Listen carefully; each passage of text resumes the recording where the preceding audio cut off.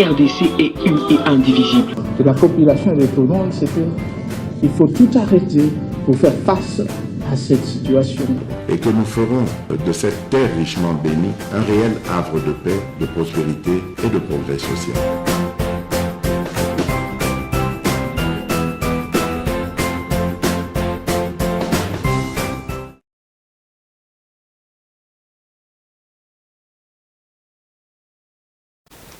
La pesi bino mbote, batata ba mama bandeko, bino bozolandanga partout à travers le monde. Merci mingi na confiance, na fidélité oyobo. La kisi MKBZ officiel, on a bozala informé mikolo nyonso. Na monaka mama Marlène aux États-Unis, soki ala moki akobenga nga président. Tokomi déjà 10 heures. MKBZ ngolo la tina biso ya tongo parce que soto ngeto yeba info. En République démocratique du Congo, il faut le Hollande MKB officiel. Wanande okozala presa les comprendre. Na Kinshasa on a zokotra na bato ebele na nzela na bato public ebele na Kinshasa bazokolanda ngai. Na pesi bino pe merci ndenge bozoko ba toujours kolanda biso bozo lembate confiance bozo pesa biso ezali confiance ya solo. Merci beaucoup na bandeko wana merci on a zopese bino pe merci bandeko bazali ko lembate ba wana nde bato na ngai bazome mangana motema na koki jamais ko bande émission ko bossa na bino et que la péché grave na pesi boza ebele ba mboka nyonso bozaleli boyeba que je vous porte dans mon cœur. Et c'est un makasi, vous allez par tous les moyens, vous continuez toujours Kolanda MKB officiel, mais surtout, n'oubliez pas de vous abonner. Wanande, Bosenga Nangai, Sengape Bamoussous, va s'abonner, tout travailler main dans la main pour te sauver Mboka, République démocratique du Congo, dans le Lengue, Makambo Mali. Kotambolela bandoko nanga to kobeta les solo ezo chauffer na absolument la première émission na shit nanga ke ezo chauffer to kobeta d'abord les solo ya est ni nizo leka mais to kobeta aussi deal o ezo chauffer caméra ya kozala candidat député nationalité caméra ya kozala candidat président de la République Bokolanda ba révélation et d'ailleurs ce que botali journaliste moko na kochele bino ba extrait na ye mibale caméra fotela ki ye ba avion ba kenda ki na ye na délégation na ye mais tango komi kuna il donne maintenant des révélations où ils ont senti que il y a un goût sur roche Bokolanda l'émission donc tant on a lobaki angwa ba tout ba gasaka on a un problème personnel na bato boy na boy non mais là to combien sika to bandaki kozela à la veille il y a ba élection bien sûr à cause de la candidat oui ou non bino bokoyeba yango mais to kobeta pe masolo ya makambo ya insécurité ya est na assemblée nationale débat moko esalamaki makasi tomonaki ba député musu état de siège longwa pour une fois na constitué 100 fois ça tantôt union sacrée tantôt Azali Banda a telemi à défendre état de siège. Il a défendu l'état de siège bokolandaye na barguima tandis que Katumbi yé à l'état de siège fiasco kamitato autikolo bango mais ça faut dire non trouve encore mieux na kati ya état de siège où yazali kolobela cardinal Ambongo il se passe quelque chose na cardinal Ambongo mon église catholique balobi banda tant ya ba cardinal sobaleka awa nanu bazwa cardinal mon côté où ya zo tripoter makambo l'église mo ezangate bokolanda ba comité na niveau ya justice bazo samba na bato ya catholique ba mususu lingi ba botola bango mapangu o balingi ba changer na ba changer ba abbé na ba ndenge nini makambo na bango un peu milai moyena kota penza ezalité mais ezalinde bongo.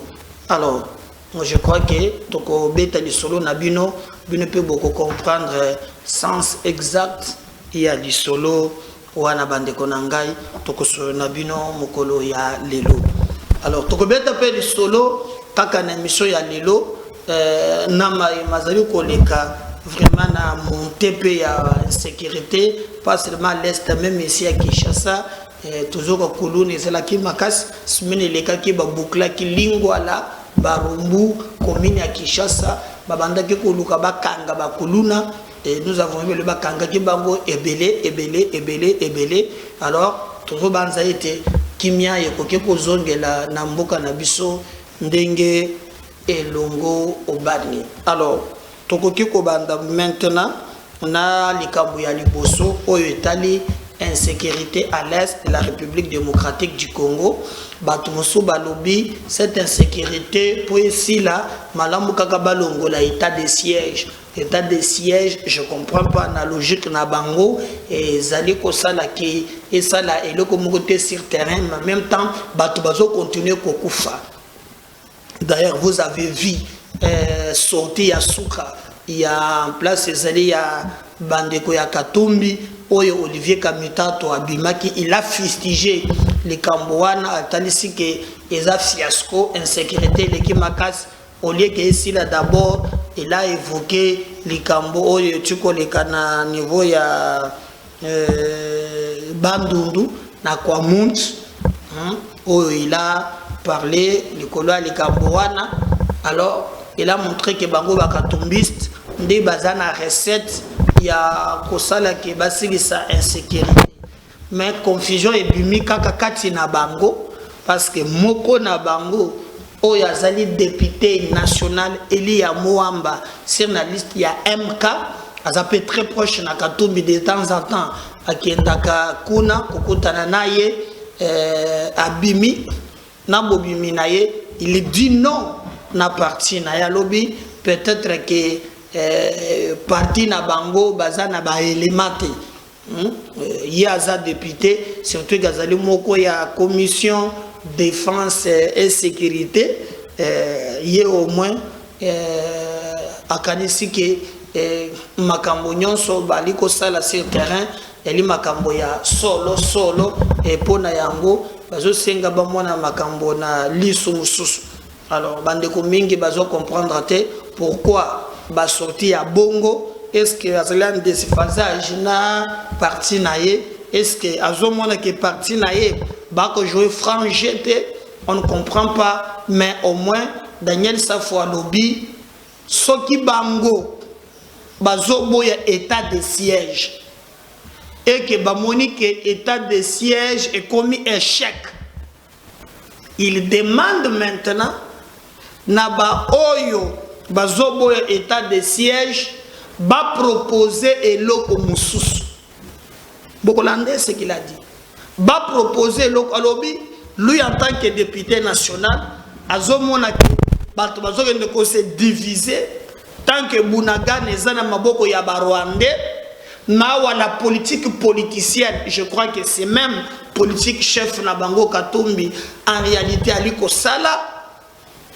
Mais ça fois lobby azomonate balobi ke balongola état de siège mais il faut batiani jusque là il y a monité proposition moko batie na mesa na ye raison pour laquelle il y a zo senga lobby gouvernement ba ya une évaluation maintenant traitant to démobiliser ba soda bazana frontière to za la simana bango bango babunda nanu bitumba nde après makambo ya ba politicien ya positionnement ya kibongai ngana de kiona boye ekoyasima. Mais moi je pense que réflexion na yeza normal parce que il faut te commander ba niveau 1 ya ke biso Congo eleki biso kibongai ekei pembeni mais to tiena mboka liboso enfin que makambo tambola ndenge longo bani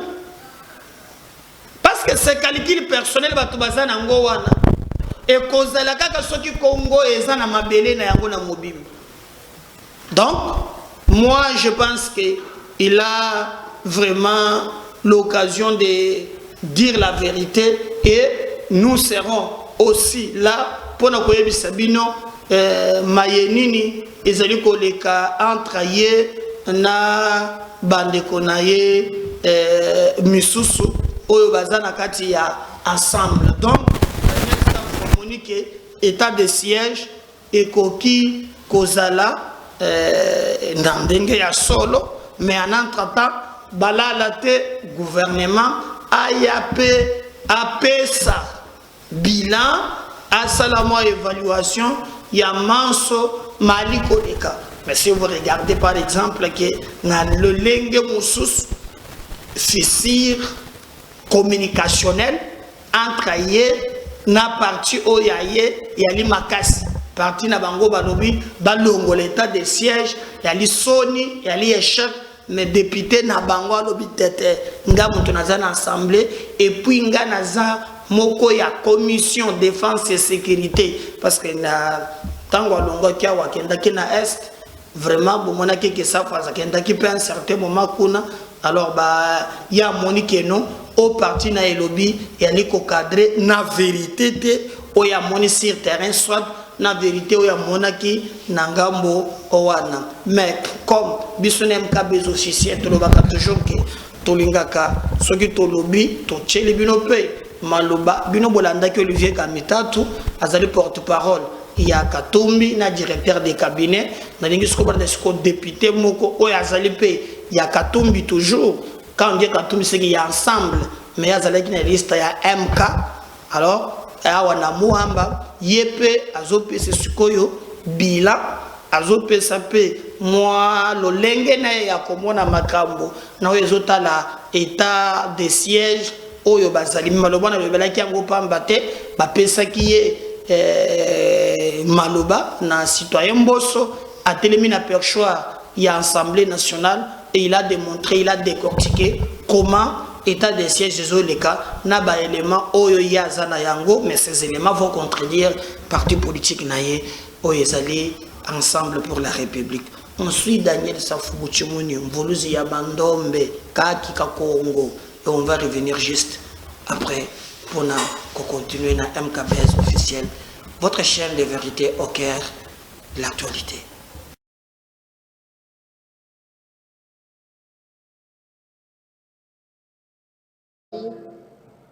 À réfléchir avec moi. Président, merci pour la parole. Je voulais inviter les amis à réfléchir avec moi avant que je dise ce que je pourrais dire. Je vous invite à une observation. Dans ce débat, vous verrez la teneur argumentative diffère quand il s'agit d'un député de l'Est ou d'un député de l'Ouest. Chers collègues, nous avons la mission de fonder l'État-nation. C'est un problème sérieux pour nous. J'ai l'impression que nous nous éloignons à la création de l'État-nation. Ce qui se dit ici, si vous suivez cela avec acuité, vous remarquerez que nous avons un problème d'État. Monsieur le Président, j'invite votre intelligence. Nous débattons sur la souveraineté nationale. C'est grave. C'est très grave. Nous mettons notre nudité en public. C'est dangereux. Nous sommes députés nationaux. Nous avons la mission de construire l'État-nation. Tout ce qui touche la souveraineté, on ne peut pas débattre en public. Je ferme ma parenthèse. Monsieur le Président, nous risquerons de donner l'impression que nous ne sommes pas une nation. Ce qui se passe à l'Est me concerne moi, Safou, en tant que député de l'Ouest. Heureusement ou malheureusement, chez moi aussi se passent des choses pour Amuntu. Ce n'est pas différent de l'Est. Les Bayaka et les Teke.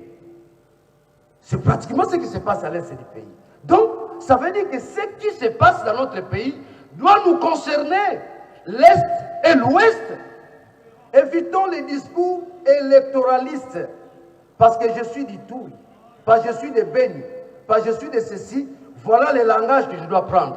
Ayons un langage teinté, n'est-ce pas, de l'amour du pays, le souci de construire l'État-nation. Revenons maintenant à ceci. L'état de siège. Mais ce n'est pas l'œuvre du député en tant que tel. C'est les constituants. C'est les constituants qui trouvent que, à cas de menace, vous devez, n'est-ce pas, être à l'état de siège. Maintenant, nous ne voulons pas l'état de siège. Qu'est-ce que nous pouvons remplacer? Vous verrez qu'il n'y a pas à remplacer. Si jusque-là, nous n'avons pas quelque chose de grandiloquent devant remplacer l'état de siège, laissons l'état de siège.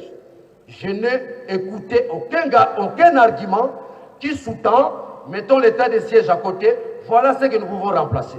Ce qu'il faut remplacer n'existe pas encore. N'allons pas à l'encontre du constituant. Moi je pense, le gouvernement a effectué une mission, attendons le gouvernement, qui nous donne son évaluation. Et là-dessus, on peut lever les options. Du moment où nous n'avons pas encore les rapports en tant que tel, acceptons que l'état de siège puisse continuer. Un autre élément, ici, une question, ministre. Vous aussi, gouvernement, vous avez entendu, il y a eu des recommandations. Vous êtes quel genre de gouvernement? Vous avez du mal à appliquer certaines choses. Hein? Vous avez du mal à appliquer beaucoup de choses. Un opposant de 3 ou 4 jours. Je reviens, président. Je m'adresse au gouvernement.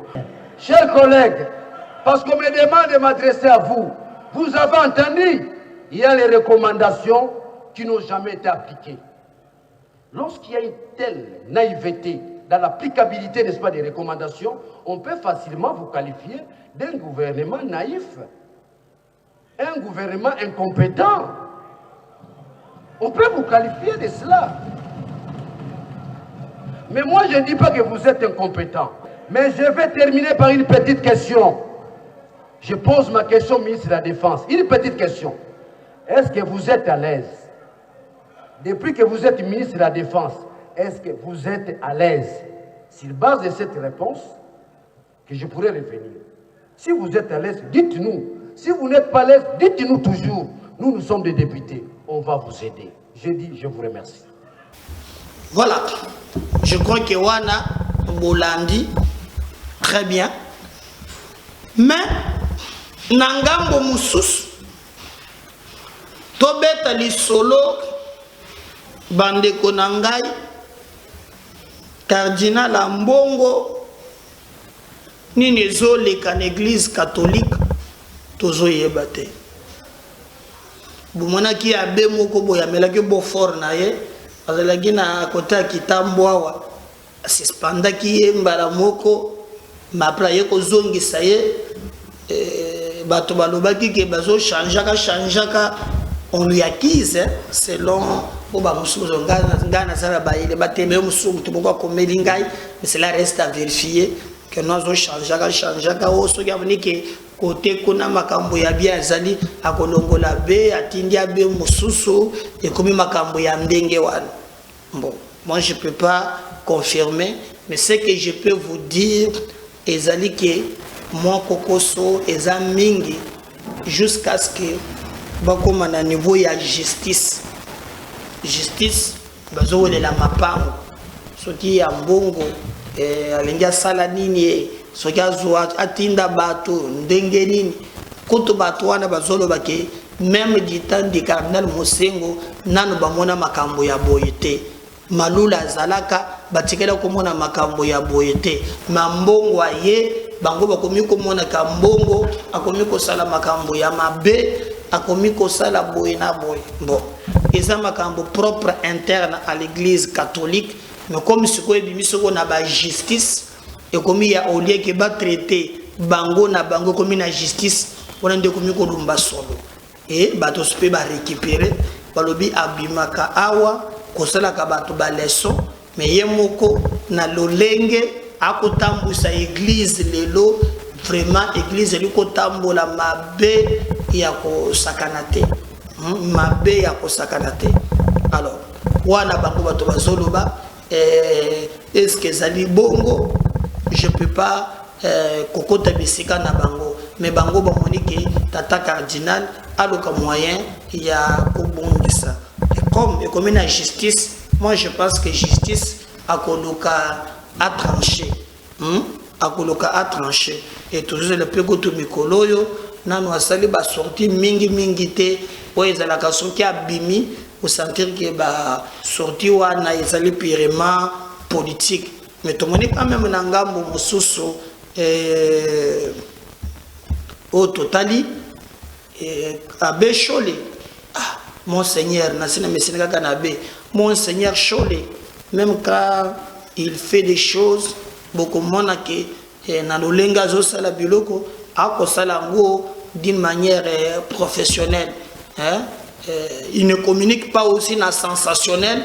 Je me souviens les cas où il y a $21 000 et Bimaki Awa, Abbé Cholé et Monseigneur Cholé, Abimaki avec beaucoup plus de responsabilités.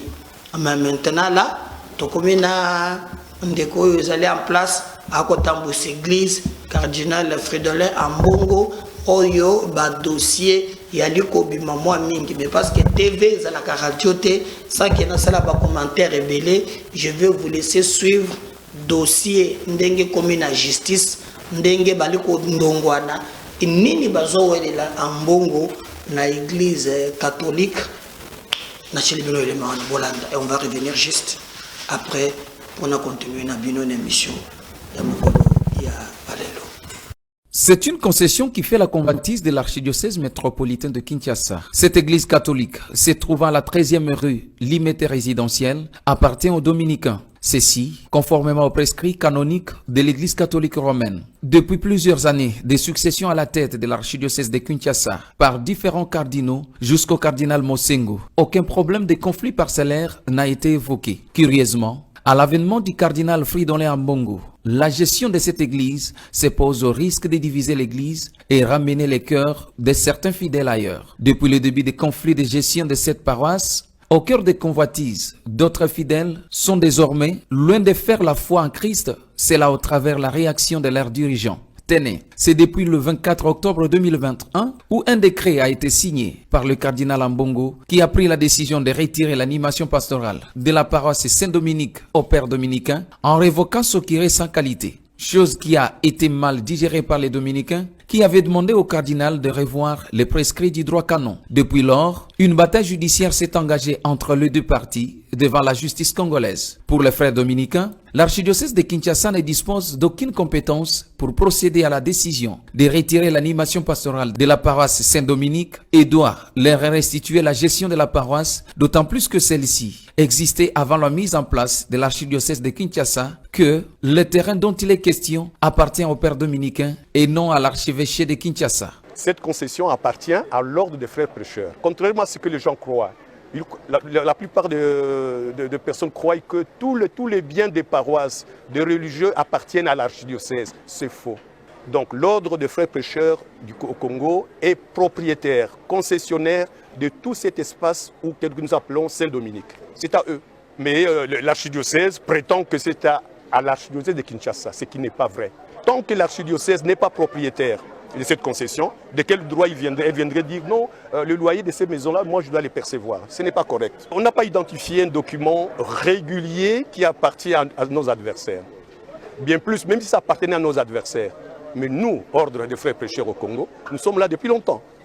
1956, on continue. En 1999, on a eu un certificat qui réunit toutes les parcelles, toute la concession de Saint-Dominique. Les Dominicains, qui ne s'avouent pas vaincus et se trouvant devant la justice congolaise, soupçonneraient une main noire qui se cacherait derrière les instigateurs de ces dossiers à l'archevêché de Kinshasa. D'autres chrétiens évoqueraient la convoitise de l'archidiocèse de Kinshasa de vouloir contrôler la commune de Limeti au travers ces grands édifices pour des fins politiciennes par le cardinal Fridolin Ambongo, dont ses prises de position à l'endroit du pouvoir de Kinshasa n'ont. Voilà. Je crois boyoki ngaza na commentaire ya kosala te ba le bieza le pango je la convoitise cardinal Motema eza dukutuka ni komona do pango wana te wana vraiment ngana dokota me boyoki ne ya problème si ba komi na niveau ya justice ti bakona niveau ya justice bakosuka wapi bandeko na ngai bebino kaka bato bokopesa biso réponse esika bango bakosukela na badossier wana mais au moins bomoni ndenge nini makambo ezali kotambola biso mosala na biso kolokela bino info pe kopesa bino kote bozala en temps réel boyeba maye nyonso mazali koleka parce que mosala na biso pe yango wana donc tozela justice akata likambo nani akozwa raison papa cardinal ou bien batu ya église oyo. Bon, c'est la justice élève une nation, la justice vient de Dieu. Est-ce qu'une église catholique bazana ba instance moko boyete oyo habilité ba trancher makambo à l'interne ezalaka te hein exact je sais pas mais en tout cas à ce que je sache naziyebaki que il devait quand même trancher ça à l'interne. On est babimisi yango libanda bakomi na justice bakomi ko ndongwa na bango kobanda ko comparer même cardinal na Mosengo na Malula na banini non bacha mai na vigno baloka moyen ya ko trouver kimia na likambo oyo kamere balobi ke bakoki ko compter na yete na bandeko oyo ya IDPS to bandeko ya Union Sacrée. Moi je vous avais dit ça ici na lobaki bota la tango kamera kitaki na est d'abord ayambi bato bazalaki aw soki banyamulenge soki les resistants de l'est akei kuna soit makambo eza ya paix mais on a continué à tuer les gens malgré spectacle akendaki ko salawan nulle part caméra le bidi c'est que de beau contrôleur oh na ko le politique na ko le bakinya et quand il rentre na bamboka nyonso beyense na monoko na sala qui comparaison tu vas comprendre quitté mais bah tu as sali même tourner ndenge moko na caméra du début jusqu'à la fin lui ne fait montrer qu'à Tshisekedi même Bemba Salango na Équateur et caméra à Kolobate. Et maintenant nous apprenons que à cause de la candidat président de la République, donc là est comme clair que à cause de la candidat balobi caméra à quoi accompagner yé à tamukete Malobananganga. Et celui qui dit Maloba Oyazanan et Ali député et journaliste, c'est Yves Bouya. Bakendaki na ye na délégation, batamboli na ye partout. Selon Maloba na ye, caméra à cause de la candidat. Et que Batumoko na kati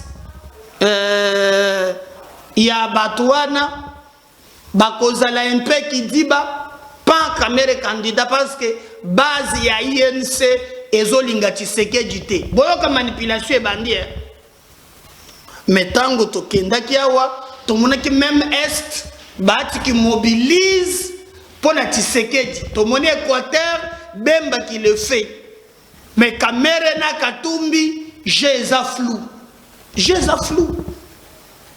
Balobi base ya sengie que nous avons la candidat. Yo ba politicien de basalaka. Mais parce que moi je vais aller par le dos de la cuillère, je vais vous laisser suivre. Journaliste au Bakenda Kinaye, comment il prépare déjà l'opinion. Et ça vous sentez très bien qu'il y a un goût sur roche. Ah oui, il y a un goût sur roche. Et ça pas en battre. Parce que ça pas, mais ça pas en battre. Et ça pas en battre. Et ça pas en battre. Ça, je peux vous confirmer. Ça pas en battre.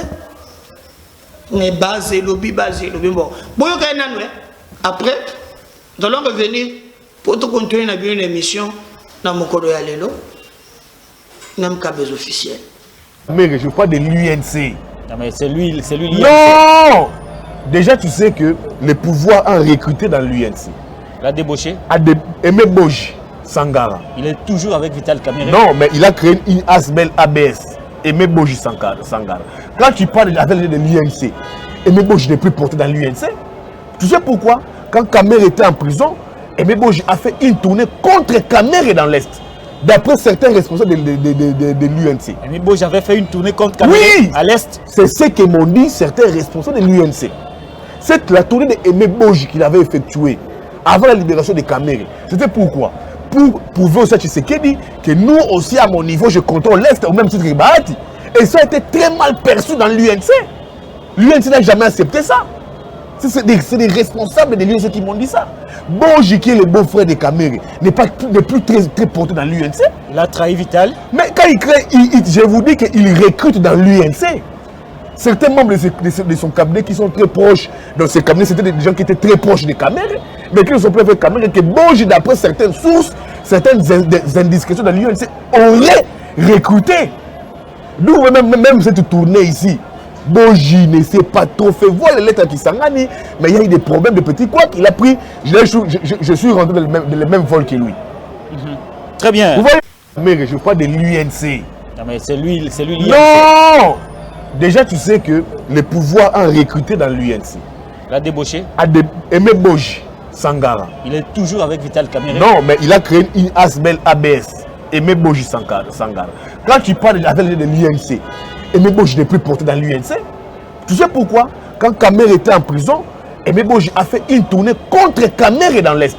D'après certains responsables de l'UNC. Aimé Boji avait fait une tournée contre Kamerhe à l'Est. C'est ce que m'ont dit certains responsables de l'UNC. C'est la tournée d'Aimé Boji qu'il avait effectuée avant la libération de Kamerhe. C'était pourquoi? Pour prouver au Tshisekedi que nous aussi à mon niveau je contrôle l'Est au même titre que Bahati. Et ça a été très mal perçu dans l'UNC. L'UNC n'a jamais accepté ça. C'est des responsables de l'UNC qui m'ont dit ça. Boji, qui est le beau-frère de Kamerhe, n'est plus très porté dans l'UNC. Il a trahi Vital. Mais quand il crée, je vous dis qu'il recrute dans l'UNC. Certains membres de son cabinet qui sont très proches dans ce cabinet, c'était des gens qui étaient très proches de Kamerhe, mais qui ne sont plus avec Kamerhe, que Boji, d'après certaines sources, certaines indiscrétions dans l'UNC, aurait recruté. D'où même cette tournée ici. Boji ne s'est pas trop fait voir les lettres qui s'engagent, mais il y a eu des problèmes de petits couacs. Il a pris, je suis rentré dans le même vol que lui. Très bien. Vous voyez? Voilà. Je crois que Boyoki Binomoko Oya Lobby. Donc, les Gambouizate. Mais après ça, comme d'habitude, ce que vous avez raison. Hein? Yako Kabwana Sigono, IDPS a commis qu'on recruter Batuna na INC. IDPS a recruté IDPS. On en parle de qui? Oh, à qui l'actuel ministre Boji. Mais qui Boji, pour te aimer Boji, comme ceux qui na nini na ye, oh batu ba yebisiye, bazaka ka batu ya INC. Batu ba yise zaka batu ya INC nde ba yebisiye makabwa. Bon, comme mboso albeke nyonse de la théâtre, tout là on est toujours Bouya, ce qu'il dit, et nous allons revenir pour continuer avec vous notre émission. On revient juste après. La grande info, je dis ici à l'UDPS. Contrairement à Kamerhe, c'est pas un acquis. Ne résoudre c'est que je regarde un journaliste. Les informations que je donne à l'UDPS a un mot sérieux. Ils ont acquitté. Dans l'UNC, c'est en 2023, il faut soutenir candidature na bango. En 2023. Ceux qui quand ça va aventure, c'est pas un vrai un allié direct. Je dis comme journaliste, et bah réalité sur terrain, et je dis sans mâcher mes mots. J'ai pris le courage pour le dire comme journaliste, sans mâcher mes mots. Ceux qui dépassent au rêver, parce que quand c'est que Kamerhe, INC, c'est un acquis pour eux, ils font fausse route, ils font mauvais calcul, parce que tournant instant avec tel Kamerhe, je donne une information pour tu sais que le président de la République et l'UDPS, la facture sera salée. hautement salée au route de la UNC s'il faille continuer en 2023. Merci. Il y a une facture hautement salée et je ne sais pas comment celui de l'UDPS va s'en sortir. Merci. Parce que Baron Azokani, ça déjà que UNC, c'est déjà un acquis. Je l'ai dit comme journaliste, des informations nazouis, n'a pas proche. Il y a un collaborateur avec Kamere et c'est sur terrain que j'ai trouvé la réalité. Il est Kamere fort dans l'Est. Sa faiblesse, c'est que Est et l'obélé loko moko Kabouanana Alenayo Oyo Azali, président de la République. Et vous, l'homme de ton état. La grande info, je dis ici à l'UDPS, contrairement à Kamere, c'est pas un acquis. Ne résoudre c'est que je regarde dans la journaliste. Des informations que je donne à l'UDPS, l'UDPS a un mot sérieux. Ils ont acquitté. Dans l'UNC, c'est en 2023, il faut soutenir candidature en 2023. Ce qui a commencé à aventure, c'est pas un vrai un allié direct. Je dis comme journaliste, et réalité sur terrain, et je l'ai dit sans mâcher mes mots. J'ai pris le courage pour le dire comme journaliste, sans mâcher mes mots. Ce qui dépêche de rêver, parce que Kamere, INC, c'est un acquis pour eux, ils font fausse route, ils font mauvais calcul. Parce que tournant est dans le Cameroun de Kozulu. Je donne une information pour tu sais que le président de la République et l'UDPS, la facture sera salée, hautement salée au route de la UNC s'il faille continuer en 2023. Merci. Il y a une facture hautement salée et je ne sais pas comment celui de l'UDPS va s'en sortir. Merci. Parce que Baron Azokani, ça déjà que UNC, c'est déjà un acquis. Je l'ai dit comme journaliste, des informations nazouis, n'a pas proche. Il y a un collaborateur avec Kamere et c'est sur terrain que j'ai trouvé la réalité. Il est Kamere fort dans l'Est. Sa faiblesse, c'est que Est et l'obélé loko moko Kabouanana Alenayo Oyo Azali, président de la République. Et vous, l'homme de ton état. Voilà. Commentaire exact. Vous préparez que Papa Kamere a été candidat en 2023 na Mama Mida. Et puis, le Kamusinga Kamere. Yo qui na Est. On le dit que Batou Bazokouf. Hein? Ok, vous savez la télé bateau. Mouké maman kaka. Mouké poids. Mouké poids. Du poids à tout moment.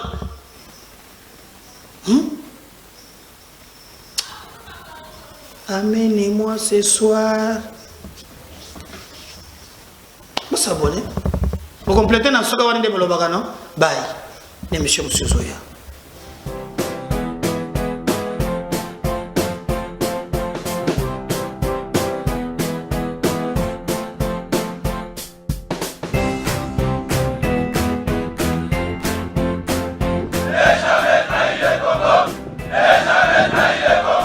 La RDC est une et indivisible. De la population et de tout le monde, c'était il faut tout arrêter pour faire face à cette situation.